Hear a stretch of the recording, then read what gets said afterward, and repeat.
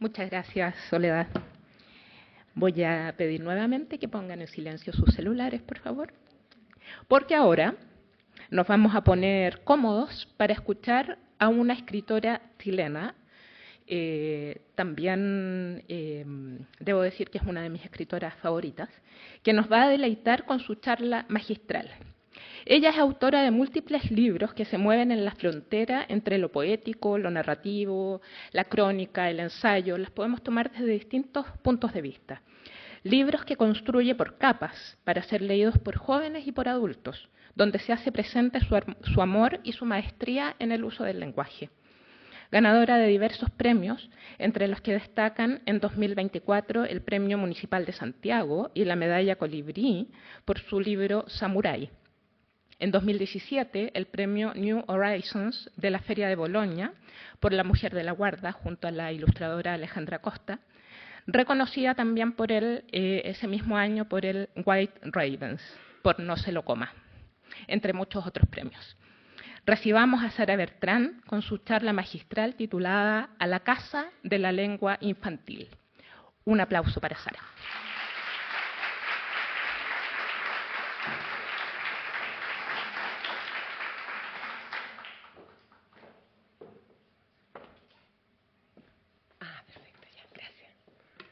A ver. Gracias, Carola, por esas palabras tan lindas. Siempre me da un poquito de vergüenza recibir piropos, no sé por qué. Uno debería acostumbrarse y agradecerlo siempre.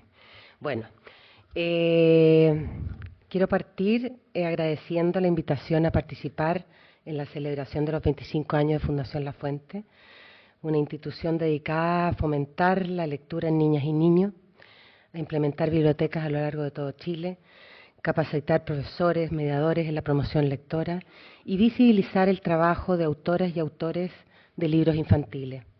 Autoras y autores que atendemos el oficio no solo como un desafío artístico, sino como un compromiso político y social, una pulsión que nos lleva a mirar con detención la infancia. Y hoy, para celebrar La Fuente, quisiera detenerme en la lengua infantil. Esa sobre la que Gabriela Mistral, a la que le copié el título, tan sabiamente escribió. Continúo viviendo a la casa de la lengua infantil. La persigo desde mi destierro en el idioma que dura ya 20 años. Lejos del solar español, a 1000 leguas de él, continúo escudriñando en el misterio cristalino y profundo de la expresión infantil. Y cierro comillas. Se crece pasito a pasito, pero para cualquier adulto que mira a una niña o un niño estirarse, cualquier adulto que recuerde su propia infancia, ésta se abandona de un minuto a otro. Un pestañeo. En un momento estabas en un pozo de arena jugando con hojas como barco y al siguiente ese mismo pozo es profanado por un mar de preguntas. Mi sobrina llegaba todos los miércoles y quería saber qué íbamos a leer mientras sacaba del estante La peor señora del mundo. Siempre el mismo libro, siempre la misma pregunta, hasta que las cosas se ordenaron en su casa y no necesitó llegar a la mía. Para cuando volví a verla, no le interesaban ni los libros ni los personajes feroces. Sus preguntas eran muy distintas y escuchaba música dando saltitos por toda la casa. Como decía, un chasquido. Sin embargo, entre ese momento y el otro sucedió el lenguaje. Al principio, mi sobrina pasaba páginas sin saber de qué iba la historia. O sí, porque muchas veces me la contó y en su versión recreada a partir de las ilustraciones, la peor señora del mundo era una buca mala que se comía a los niños. O Hansel o Gretel, cuán presentes están en el imaginario infantil. Pero luego vino lo que las Sagradas Escrituras dicen, la palabra. Y aprendió a leer letra a letra, frase a frase, y más tarde la historia completa. Quiero pensar que ese es uno de los momentos más importantes en la vida de un ser humano, una especie de revelación, cuando pasan de la cosa al enunciado, o dicho de otra manera, al pensamiento. Con esto no quiero reverenciar la infancia nada más lejos, de hecho, pienso que la niñez tiene bastante del verso de Louis Gluck cuando dice, el espacio sombrío que quiere decir cuando eras niña. El espacio sombrío en que no entiendes por qué tus padres no te recogieron en el colegio, por qué las sombras trepan por las paredes en la noche, por qué existen tantas fucas malas dispuestas a estropear, quizás para siempre, aquello que podríamos llamar inocencia. Esta mañana quisiera detenerme en esta lengua infantil, esa revelación que ocurre en medio del sazonado entre magia y ductilidad con que niñas y niños trabajan la lengua. Porque me parece que en esa forma de apropiarse del lenguaje, en esa manera de acercarse al mundo, existe una clave para nuestro propio entendimiento. En el origen, niñas y niños no saben que hablan una lengua particular. Participan del mismo proceso de adaptación al lenguaje que sus contemporáneos en otras tierras, otros hemisferios. A saber, son conquistados, socializados, adaptados al medio que los recibe gracias a esa facultad, hablar. Y hablan mucho, todo el tiempo, y son felices, en eso no cabe duda, aunque no se puede asegurar de que son felices por el hecho de hablar, pero lo son mientras hablan y juegan y se relacionan y siguen hablando y conocen los cerros, el mar, la luna, el sol, y en todo momento parecen felices porque la lengua es una fuerza poderosa y reconocen ese poder, el de nombrar, sin necesidad que se les diga que existen en el lenguaje, y siguen nombrando mar, agua, piedra, casa, árbol.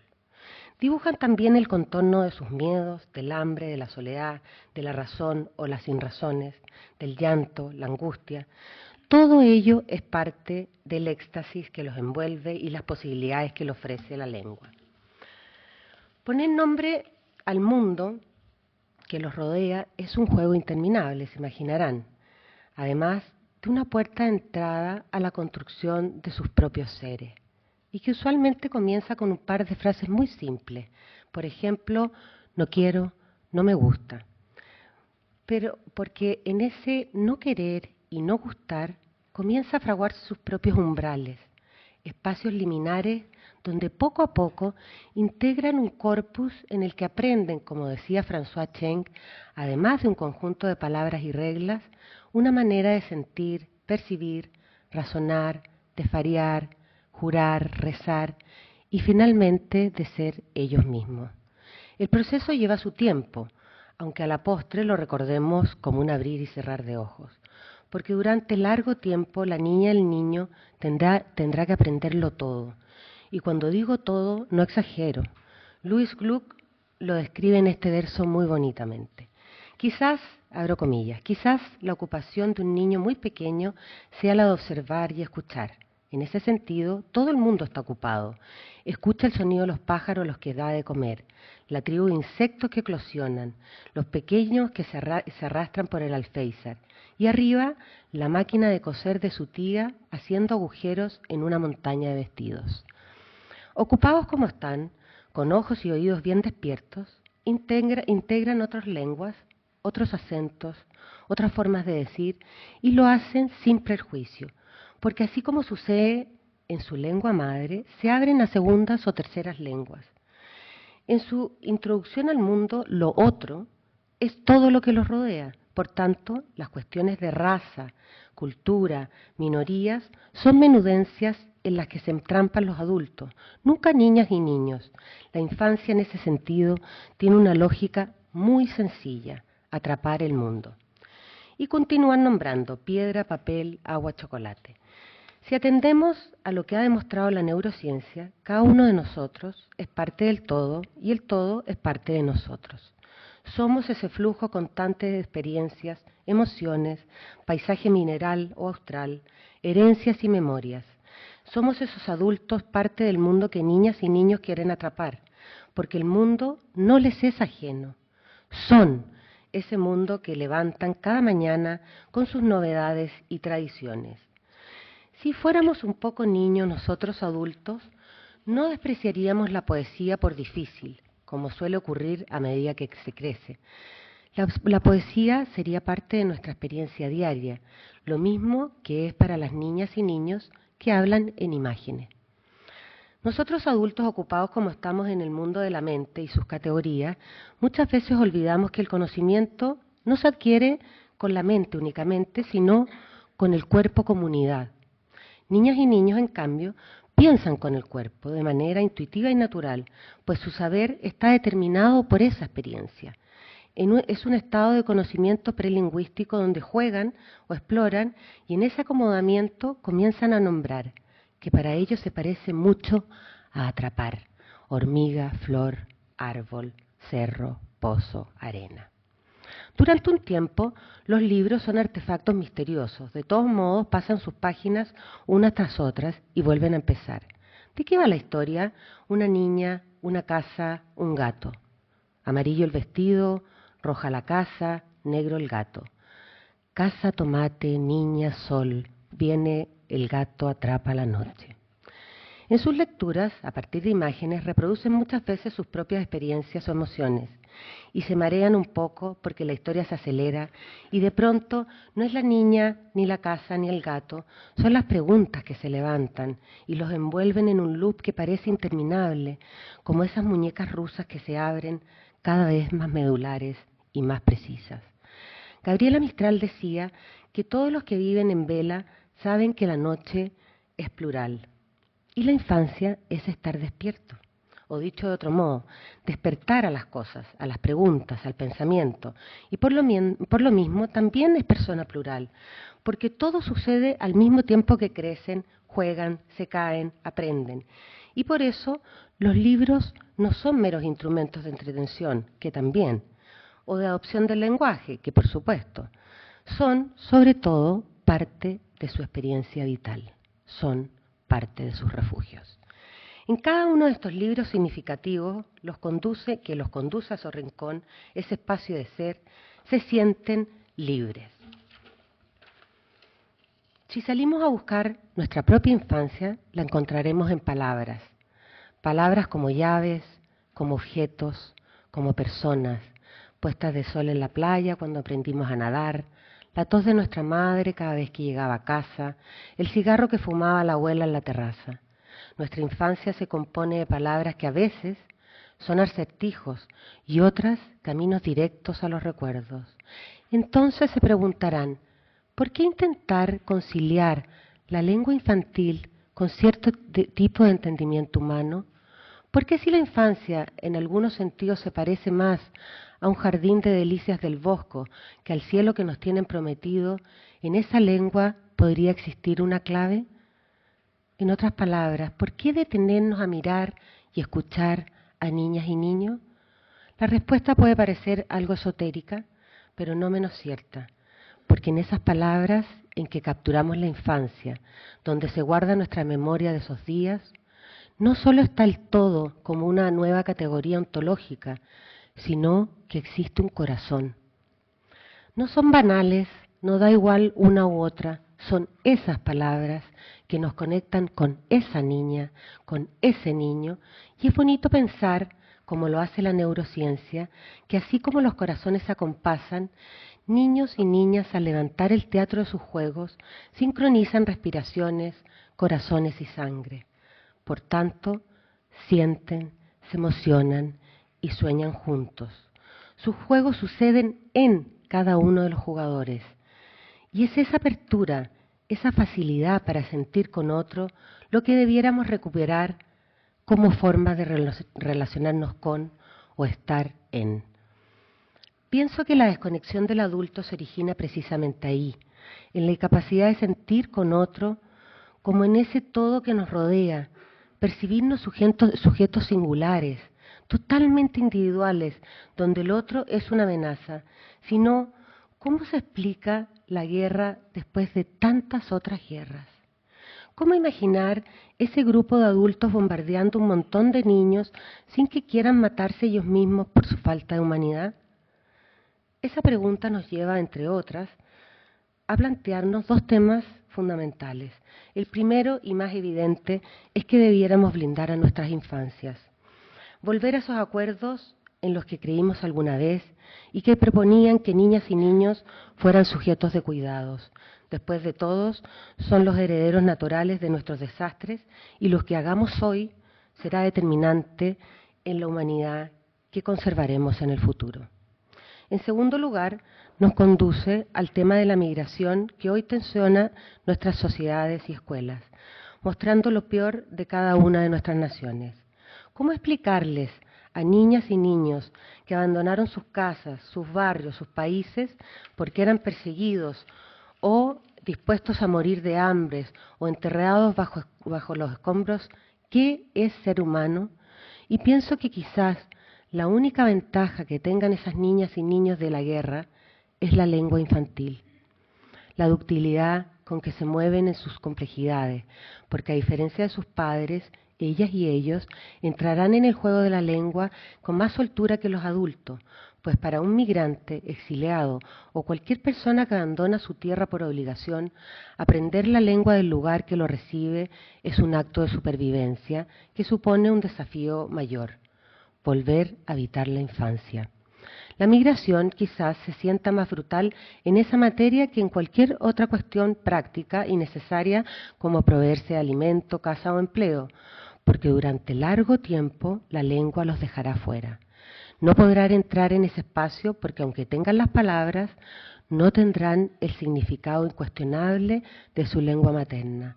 Les faltará poesía, cuerpo, música, creencias, en fin, que a poco andar entenderán que una lengua no es simplemente un medio de comunicación, sino el modo mediante el cual se construyen como personas en el mundo. La lengua que nos define, donde cada cual se permite el ocio, descanso, silencio y estar como en casa, la recibes mucho antes de tener conciencia de que te pertenece tanto como tus pensamientos íntimos, pues solo en tu lengua materna divagas, creas y eres dueño de un humor particular. Así es que el migrante vuelve a ser niña o niño que ensaya, niño o niño que sufre un desarraigo parecido al hambre, algo que nunca deja de sentir, ese desasosiego, porque cuando nace una nueva lengua, lo hace dando tumbos, equivocándose, cayendo y volviendo a levantarse, y paulatinamente siente cómo se convierte en otro, no en el adulto que habla y resuelve, ese que conoció en su lengua natural. En su lengua nueva es pequeño e inseguro y a la vez sumamente atento. Despierto incluso cuando duerme, porque esa nueva lengua es una bocina, una alerta, en cualquier momento cae y quizás no pueda levantarse y está harto de fingir que entiende, está harto de creer que puede pertenecer cuando todo lo expulsa afuera. De más está decir que una niña o niño puede sufrir el mismo desarraigo, pero se adaptará con mayor soltura, porque la falta de prejuicio que maneja también es parte de su lógica infantil, de querer atrapar el mundo. El mundo está ahí para hacer lo propio.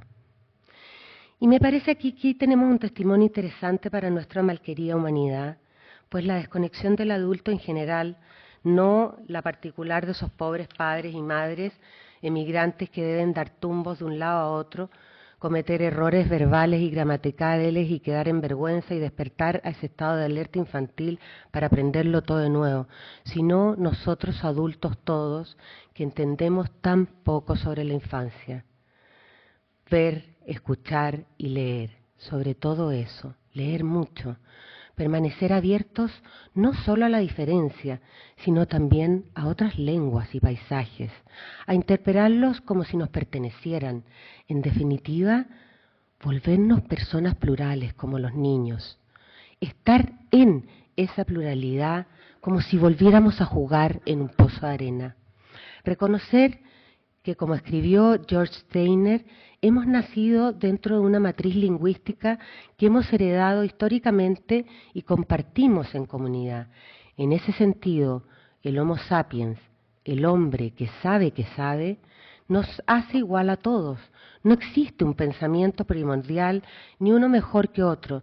Ni siquiera podemos reclamar originalidad, porque nuestros pensamientos son, en una gran medida, un universal humano, una propiedad común. Y eso, el hecho de que como humanidad llevemos tantos siglos pensando, nos debiera hacer reflexionar seriamente sobre esa infancia que sobrevive en cada uno de nosotras. Esas niñas y niños que despertaron a la novedad y que fueron abriendo sus propios caminos de ser. Por eso hoy celebramos el trabajo de La Fuente, su insistente llamado a volver al rincón hecho de palabras, memorias y libros antes de que no quede nada que rescatar, nada que atesorar tampoco, antes de que dejemos de sentir con los demás, antes de que la falta de humanidad nos convierta en una especie compuesta de canallas y asesinos. Antes de todo ello, debiéramos escuchar con atención las palabras de Mistral y ir nosotros también a la casa de la lengua infantil. Muchas gracias.